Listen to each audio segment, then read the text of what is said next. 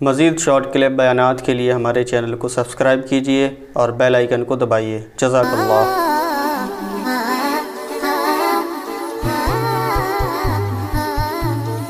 دیکھو اپنی طرف سے اگر کچھ کرو گے تو وہ قابل قبول نہیں ہے، چاہے وہ کتنا ہی اچھا کیوں نہ ہو۔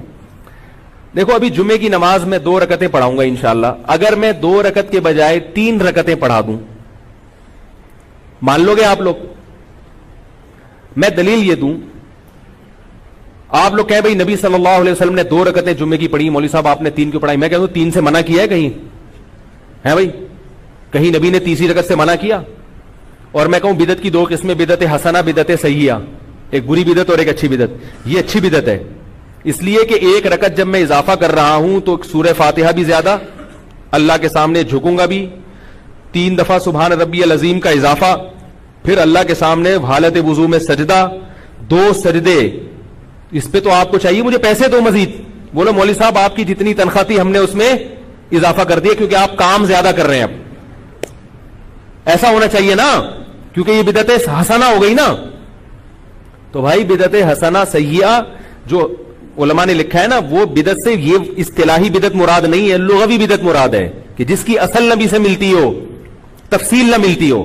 جیسے حضرت عمر نے 20 رکعت تراویح شروع کی، اس کو بدعت اس معنی میں کہا گیا ہے کہ نبی صلی اللہ علیہ وسلم نے تراویح شروع کر کے ختم کر دی تھی، اس خوف سے کہ امت پہ واجب نہ ہو جائے۔ حضرت عمر، اور پھر یہ صحابہ پھر بھی پڑھتے آ رہے تھے، لیکن حضرت عمر نے کیا کیا کہ باقاعدہ دوبارہ سے صحابہ کو ایک کام پہ جمع کر دیا، ایک امام پر۔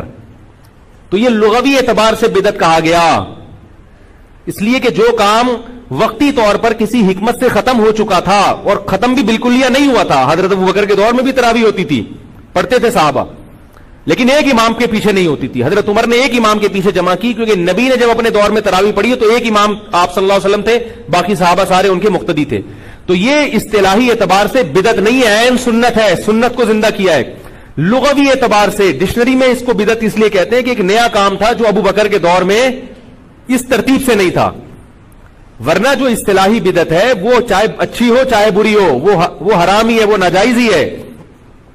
جیسے میں کوئی بھی کہنا بدعت کی 2 قسمیں حسنہ سیئہ، تو آپ ان سے کہیں کہ ٹھیک ہے اذان سے پہلے صلاۃ والسلام ہم پڑھتے ہیں، اگر ہم اذان کے بعد بھی شروع کر دیں لاؤڈ اسپیکر پہ تو یہ حسنہ ہے یا سیئہ ہے؟ کیا خیال ہے بھائی؟ اور ہم جو لا الہ الا اللہ پڑھتے ہیں اذان کے آخر میں، کہتے ہیں نا اللہ اکبر آخر میں لا الہ الا اللہ، اس کے بعد اگر ہم کہیں محمد الرسول اللہ، تو یہ بدعت حسنہ ہوگی سیئہ ہوگی؟ نہیں یاری میرا خیال ہے ظاہر ہے سیئہ ہی ہوگی، حالانکہ لا الہ الا اللہ کے بعد ہم محمد رسول اللہ کا اضافہ کر رہے ہیں جو ہمارے ایمان کا حصہ ہے۔ کیا خیال ہے؟ کلمے کی تکمیل نہیں ہوتی جب تک محمد کی رسالت کا اعلان نہ کیا جائے، مگر لا الہ الا اللہ پہ ہم بریک لگا دیتے ہیں۔ کیوں؟ حضرت بلال نے نبی کی موجودگی میں جو اذان دی ہے وہ لا الہ الا اللہ پہ ختم کی ہے، تو اذان مکمل ہو گئی، اس سے پہلے اس کے بعد میں آپ نے کوئی ایڈیشن نہیں کرنی۔ تو ربیع الاول میں نبی نے کیا کیا ہے وہ بھی ہمیں بتا دیا ہے، اس میں آپ نے اپنی طرف سے تڑکا نہیں لگانا، کیونکہ نبی نے بتایا ہے کہ مجھے خوش کرنا ہے تو جیسے میں نے کہا ہے ویسا کرو، اور جیسے میں نے کیا ہے ویسا کرو۔ نبی کی اطاعت کا بھی حکم اور اتباع کا بھی۔ اطاعت اور اتباع میں فرق یہ ہے کہ اطاعت قول میں ہوتی ہے، نبی نے جو کہا وہ کرو، اور اتباع کا مطلب جیسے جیسے کر رہے ہیں ویسے ویسے کرتے چلے جاؤ۔ طبیعہ جو ہے عربی میں گائے کے بچے کو کہتے ہیں جو ماں کے پیچھے پیچھے چلتا ہے، یہاں بھی پتہ چلتا ہے کہ وہ بھی تقلید ہی کرتا ہے۔ ماں کا بچہ طبیعہ جو گائے کا بچہ ہوتا ہے نا، طبیعہ جہاں جہاں ماں جاتی ہے وہ وہاں جاتا ہے کہ نہیں جاتا؟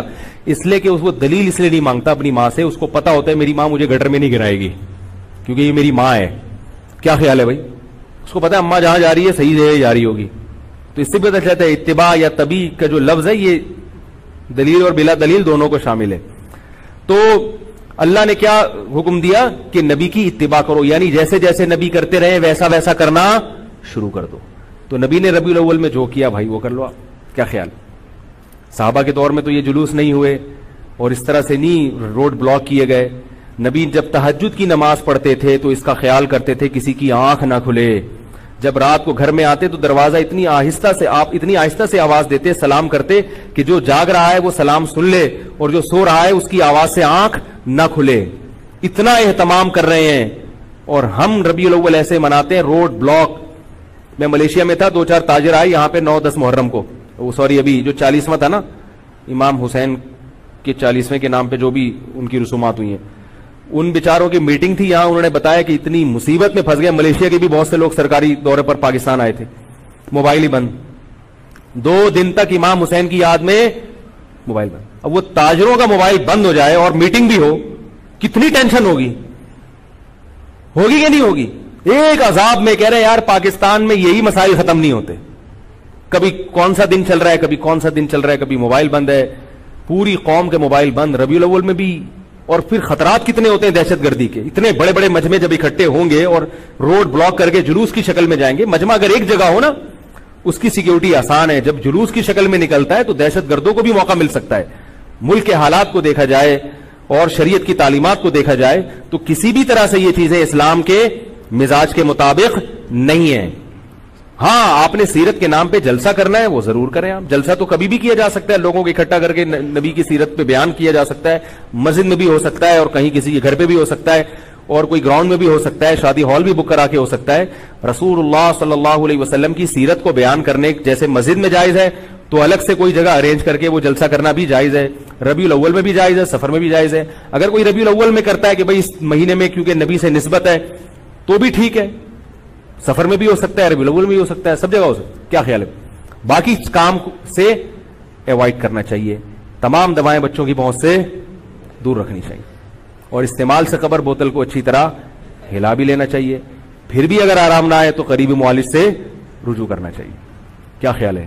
یہ جو میں نے آخر میں جملہ کہا ہے نا, اس کا اس بیان سے بڑا گہرا تعلق ہے.